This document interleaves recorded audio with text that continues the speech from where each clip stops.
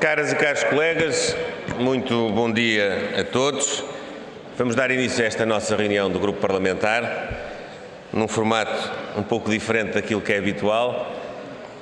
Queria cumprimentar todas as colegas e todos os colegas, o nosso Presidente e também colega Pedro Passos Coelho, e de uma forma muito especial o Dr. Miguel Poiás Maduro, o Dr. Pedro Reis e o Dr. Paulo Ferreira, que convidamos para poderem partilhar connosco hoje alguns pontos de vista sobre as matérias em que incidem as propostas de alteração do PSD em sede de especialidade neste Orçamento do Estado, num contexto que é conhecido, que foi apresentado oportunamente, de dar ao Parlamento e dar ao debate parlamentar um contributo vocacionado não propriamente para corrigir aquilo que é incorrigível na proposta do Orçamento do Estado para 2017, do ponto de vista financeiro, do ponto de vista económico, mas sobretudo para apontar caminhos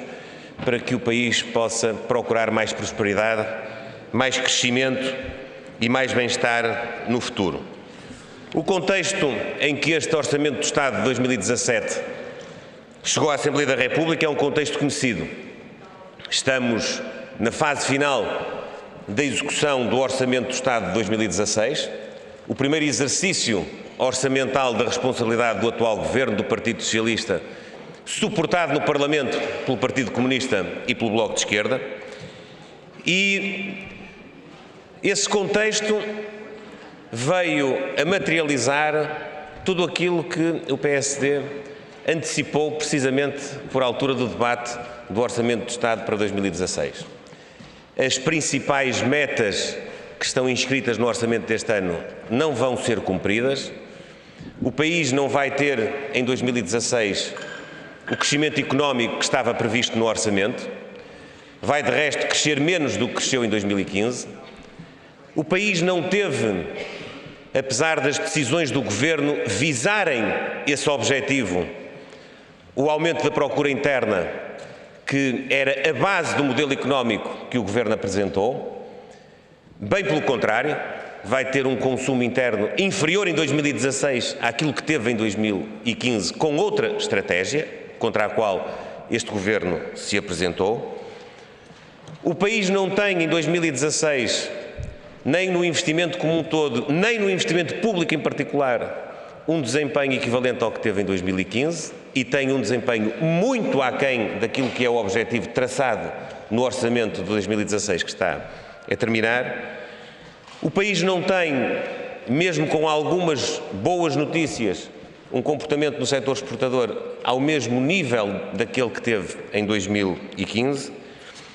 O país tem, isso sim, muito mais dívida do que teve em 2015 e muito mais dívida do que estimava o Governo para 2016, e o país tem uma situação orçamental e um déficit orçamental que se compagina com o objetivo de poder, no final do ano, estar abaixo dos 3%, mas numa circunstância que é bom não esquecer, é uma circunstância em que esse objetivo é atingido ou será atingido à conta de um aumento dos impostos, à conta da utilização de receitas extraordinárias e também à conta de cortes cegos nos principais serviços públicos, no setor da educação, no setor da saúde, no setor dos transportes públicos, nos atrasos dos pagamentos aos fornecedores do Estado, em todos os setores de responsabilidade governativa.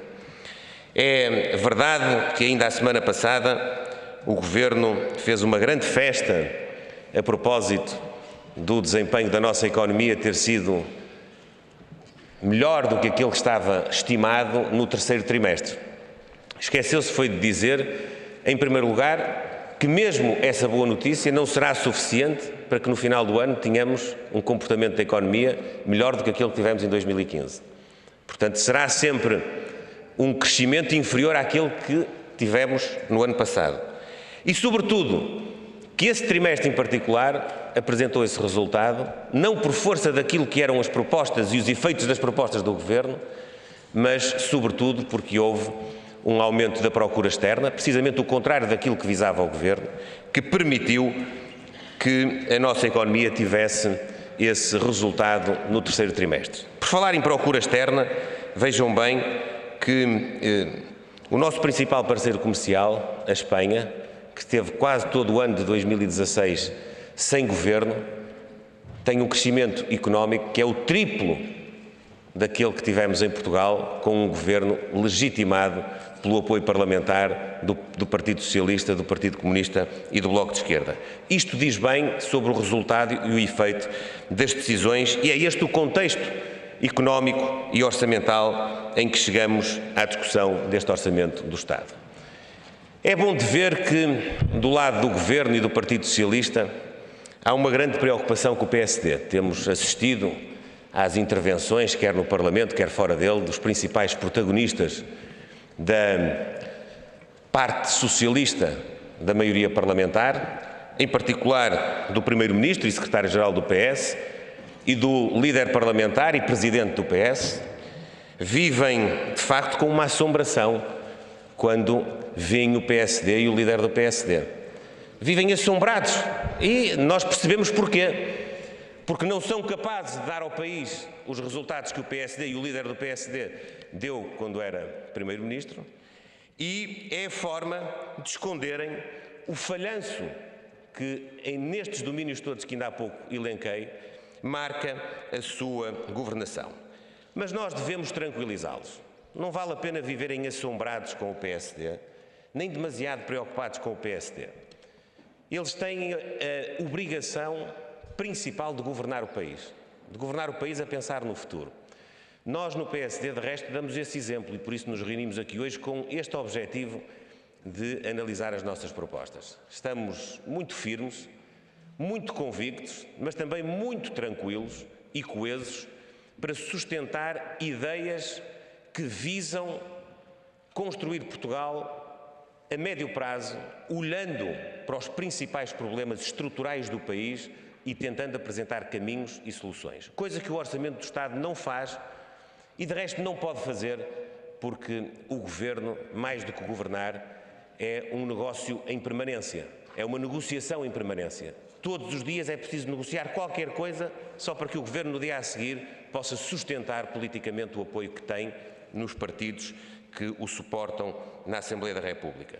Mas nós cumpriremos o nosso papel de escrutínio da ação governativa, de fiscalização da ação governativa e de apontarmos caminhos e alternativas estruturantes para o país. É isso que fazemos com as nossas propostas, no âmbito da descentralização e do poder local, no âmbito da economia e do investimento e no âmbito da segurança social. O desafio que lançamos hoje aos colegas é podermos ouvir o contributo de três personalidades com um conhecimento muito profundo nestes três domínios, que nos possam ajudar a compreender estas temáticas, mas também a apontar caminhos para podermos reformar o país com sentido de futuro, com sentido de afetar efetivamente a vida das pessoas numa perspectiva de médio prazo. O debate que propomos iniciar-se-á com a intervenção dos nossos três convidados. Depois, naturalmente, será aberto à participação de todos os colegas e teremos uma intervenção final do nosso Presidente, o nosso colega deputado Pedro Passos Coelho. Desejo, por isso, um bom trabalho, uma boa manhã de trabalho aqui e reitero os agradecimentos em nome do Grupo Parlamentar, quer ao Dr. Miguel Pagás Maduro, quer ao Dr. Pedro Reis, quer ao Dr. Paulo Ferreira, pela disponibilidade que tiveram em estar aqui connosco. E sem mais delongas, vou passar a palavra ao Dr. Miguel Pagás Maduro, que além do mais terá depois de sair um pouco mais cedo porque tem um outro compromisso relativamente longe de Lisboa. Muito obrigado.